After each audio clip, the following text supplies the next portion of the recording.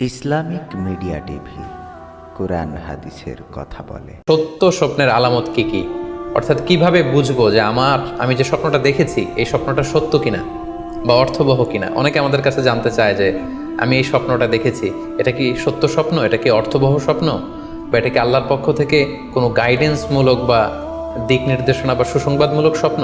কিভাবে আমরা বুঝতে পারি? কিছু আলামত রয়েছে, কিছু নিদর্শন রয়েছে যেগুলোর আলোকে কিন্তু আমরা সহজেই বুঝতে পারি যে স্বপ্নটা সত্য কিনা। সুনানে আবু দাউদের এক বর্ণনায় আল্লাহ রাসূল সাল্লাল্লাহু আলাইহি ওয়াসাল্লাম ইরশাদ করেছেন, আসদাকুন নাসি রুইয়া আসদাকুহুম হাদিসা। যে ব্যক্তি সত্য কথা বলে বেশি, তার স্বপ্ন সত্য হয় বেশি। তাহলে সহজে আমরা বুঝলাম, আপনি যদি সত্যবাদী হন, সাধারণত আপনার স্বপ্নগুলো জেনারেলি সত্য হবে। সেক্ষেত্রে সত্য স্বপ্ন বা অর্থবহ স্বপ্ন চেনার প্রথম আলামত হচ্ছে, এই স্বপ্ন দেখে আপনার ভাল লাগবে। You feel good after seeing the dream. আপনি স্বপ্ন দেখার পরে আপনার খুব স্বস্তি লাগবে, আপনার ভালো লাগবে, আপনার কাছে স্বপ্নটা পছন্দ হবে, খুব ভালো লাগবে স্বপ্নটা। যদি এরকম ফিলিং হয় আপনার, তাহলে আপনি বুঝবেন এই স্বপ্নটা সত্য ছিল এবং অর্থবহ ছিল।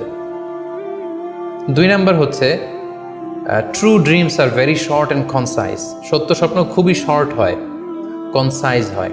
আরবিতে যেটাকে বলা হয় ওয়াদেহা জালিয়া, খুবই শর্ট, স্পষ্ট, ক্লিয়ার এবং কনসাইজ। অনেকে রাতে অনেক লম্বা লম্বা স্বপ্ন দেখে, লম্বা এপিসোড দেখে, একটার পর একটা ঘটনা দেখতে থাকে, মুভির মতো লম্বা লম্বা ঘটনা সে দেখতে থাকে। এই জাতীয় লম্বা লম্বা ঘটনা যদি আপনি দেখে থাকেন রাতে, বা এপিসোড আকারে একটার পর একটা ঘটনা যেটার সাথে কোনো মিল নেই, এই জাতীয় স্বপ্নের সাধারণত কোনো অর্থ হয় না, এগুলো অর্থবহ স্বপ্ন নয়। অর্থবহ স্বপ্ন চিনার 3 নাম্বার আলামত বা সাইন হচ্ছে রিপিটেশন। অর্থাৎ একই স্বপ্ন যদি আপনি বারবার দেখেন তাহলে বুঝতে হবে এটা অর্থবহ স্বপ্ন, এবং এটার মাধ্যমে আল্লাহ তাআলা আপনাকে কোনো দিক নির্দেশনা বা গাইডেন্স দিতে যাচ্ছেন। আপনাকে বোঝার চেষ্টা করতে হবে যে আসলে আল্লাহ তাআলা আপনাকে কি বোঝাতে চাচ্ছেন। তাহলে 3 নাম্বার হচ্ছে রিপিটেশন। বারবার যদি কোনো স্বপ্ন দেখেন, এই স্বপ্নটা সত্য হবে এবং অর্থবহ হবে। এটা নট নেসেসারি যে আপনি একাই বারবার দেখেন। একজন মানুষ একটা স্বপ্ন বারবার দেখলে যেমনি অর্থবহ, পাশাপাশি একই স্বপ্ন যদি অনেকে দেখে তাহলে সেই স্বপ্নটাও অর্থবহ। অর্থাৎ আপনি একটা স্বপ্ন প্রায় দিন দেখেন, তাহলে বোঝা যাচ্ছে এটা অর্থবহ স্বপ্ন। অথবা একটা স্বপ্ন অনেক লোক একসাথে দেখেছে, তারপরের দিন একে অপরের সাথে শেয়ার করে বোঝা গেল যে সবাই একই স্বপ্ন দেখেছে, তাহলে বোঝা যাবে এটা সাধারণ স্বপ্ন নয়, এটা অর্থবহ স্বপ্ন, মিনিংফুল স্বপ্ন। যেমন এক্ষেত্রে আমরা লাইলাতুল কদরের একটা হাদিসের কথা উল্লেখ করতে পারি। সহিহ বুখারীতে এসেছে, রমাদান মাসে সাহাবারা স্বপ্ন দেখলেন, অনেক সাহাবা একসাথে স্বপ্ন দেখলেন যে ওনাদেরকে বলা হচ্ছে রমাদানের শেষ দশকের শেষ 7 দিনের যে কোনো একদিন কদর হয়ে যেতে পারে। ওনারা সবাই এসে সাহাবা রিদওয়ানুল্লাহ তাআলা আলাইহিম আজমাইন আল্লাহ রাসূল সাল্লাল্লাহু আলাইহি ওয়াসাল্লামের কাছে বললেন, ইয়া রাসূলুল্লাহ, আমি স্বপ্নে দেখেছি যে বলা হচ্ছে কদরের জন্য রমজানের শেষ 7 দিনকে তালাশ করতে। আরেকজন এসে একই কথা বললো যে, ইয়া রাসূলুল্লাহ, আমি দেখেছি রমজানের শেষ 7 দিনে কদর হতে পারে। তো এরকম অনেক সাহাবা যখন আল্লাহ রাসূল সাল্লাল্লাহু আলাইহি ওয়াসাল্লামের কাছে এসে এই ঘটনা বলল, তখন আল্লাহ রাসূল সাল্লাল্লাহু আলাইহি ওয়াসাল্লাম বললেন, আরা রুইয়াকুম কদ তাওয়াতাআত ফিস সাবঈল আওয়াখির, যে আমি দেখতে পেলাম যে তোমাদের স্বপ্নটা রমজানের শেষ 7 দিনের ব্যাপারে ঐকমত্য হয়েছে। একই ধরনের স্বপ্ন তোমরা সবাই দেখেছো, তাই তোমরা রমজানের শেষ দশকের শেষের 7 দিনে কদর তালাশ করো। রমজানের শেষ দশকের শেষ 7 দিনে কদর হয়ে যাওয়ার সম্ভাবনা বেশি। সেই বুখারীর এই হাদিসের আলোকে কিন্তু আমরা বুঝতে পারলাম যে একটি স্বপ্ন, একই ধরনের ঘটনা যদি অনেকে দেখে তাহলে এটা অর্থবহ। পাশাপাশি এক্ষেত্রে আমরা আজানের হাদিসটি উল্লেখ করতে পারি।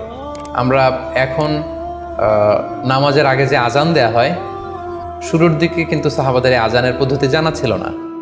তখন সাহাবারা আল্লাহ রাসূল সাল্লাল্লাহু আলাইহি ওয়াসাল্লামের সাথে কনসাল্ট করছিলেন যে কিভাবে আজান দেওয়া যায়, অর্থাৎ কিভাবে ঘোষণা দেওয়া যায় সালাতের জন্য। একজন সাহাবা বলল, আমরা আগুন জ্বালিয়ে দিব, আগুনের ধোঁয়া দেখে মদিনার সবাই বুঝবে যে এখন সালাতের সময়, তো সবাই চলে আসবে।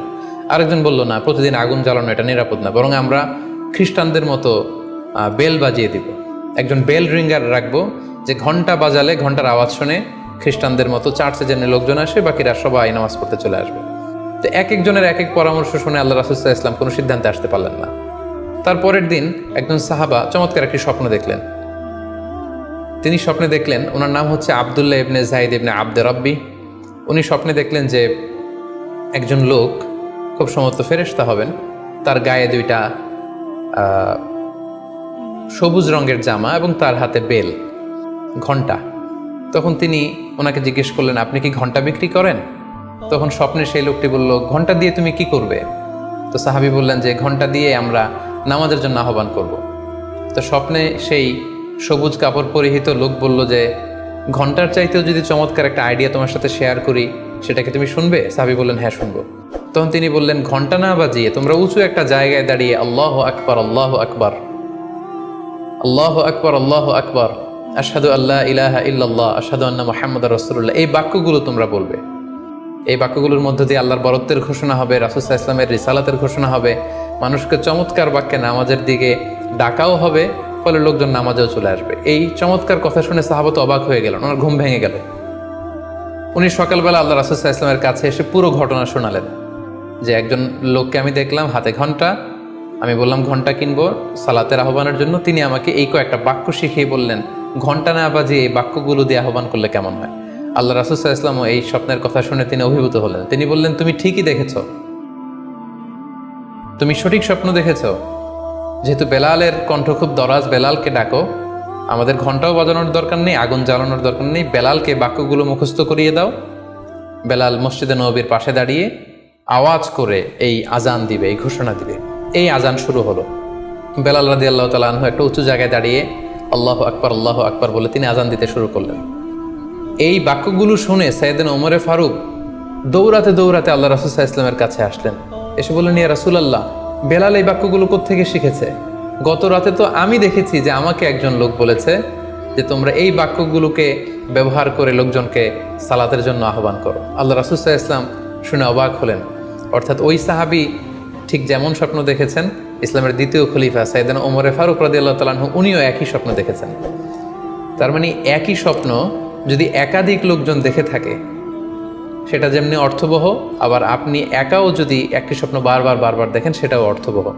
আমরা আজান যে কিভাবে ইন্ট্রোডিউস হলো মুসলিম কমিউনিটির মধ্যে, এই হাদিসের আলোকে বুঝতে পারি যে কোনো স্বপ্ন আপনি বারবার দেখলে বা অনেকে একই স্বপ্ন দেখলে সে স্বপ্নটা অর্থবহ হবে। অর্থবহ স্বপ্ন দেখার 4 নম্বর সাইন হচ্ছে শেষ রাতের স্বপ্ন সাধারণত অর্থবহ হয়। অর্থাৎ লাস্ট 1/3 অফ দ্য নাইট, রাতের শেষাংশে যদি আপনি ফজরের আগ দিয়ে যে স্বপ্নটা মানুষ দেখে, সাধারণত এই স্বপ্নটা অর্থবহ হয়, এটা সত্য স্বপ্ন হয়। কারণ এই টাইমে আল্লাহ তাআলা প্রথম আকাশে নেমে আসেন বা মনোনিবেশ করেন এবং ডাকতে থাকেন, কার রিজিকের দরকার আমি রিজিক দেব, কার অর্থের দরকার আমি অর্থ এর ব্যবস্থা করে দেব, কার কি দরকার আমার কাছে চাও, অসুস্থরা আমি তাদেরকে সুস্থ করে দেব।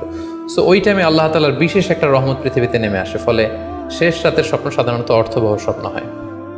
পাশাপাশি হাদিসে এসেছে যে কিয়ামতের আগ দিয়ে মুমিনরা যে স্বপ্নগুলো দেখবে, এই স্বপ্নগুলো সাধারণত অর্থবহ হবে। অর্থাৎ কিয়ামতের একেবারে আগ মুহূর্তে যখন মুসলমানরা খুব স্ট্রাগল করবে, মুসলমানরা যখন খুব বিপদে থাকবে, তখন মুসলমানদের যে স্বপ্নগুলো তারা রাতের বেলা দেখবে, এগুলো মিথ্যা হবে না, বেশিরভাগ স্বপ্নই সত্য হবে, অর্থবহ হবে। যেটা আমরা সহিহ বুখারীর একটা হাদিস থেকে জানতে পারি, যেখানে আল্লাহ রাসূল সাল্লাল্লাহু আলাইহি ওয়াসাল্লাম ইরশাদ করেছেন, ইযা ইকতারাবাজ জামানু লাম তাকাদ রুইয়াল মুমিনি তাকযিব। অর্থাৎ কিয়ামতের সময় যত ঘনিয়ে আসবে, কাছাকাছি আসবে, মুমিন বা বিশ্বাসীদের স্বপ্ন ঠিক তত সঠিক হতে থাকবে। মুমিনদের তখনকার স্বপ্ন বেশিরভাগই সত্য হবে, সেটা মিথ্যা হবে না। তাহলে এই হাদিস থেকে আমরা জানলাম কিয়ামতের আগ দিয়ে মুমিনরা যে স্বপ্নগুলো দেখবে, এগুলো সত্য হবে, অর্থবহ হবে। যাদের হৃদয়ে আছে আল্লাহর ভয়, তারা কভু পথ ভুলে যায় না। আল্লাহর প্রেম ছাড়া এই দুনিয়ায় কারো কাছে কোনো কিছু চায়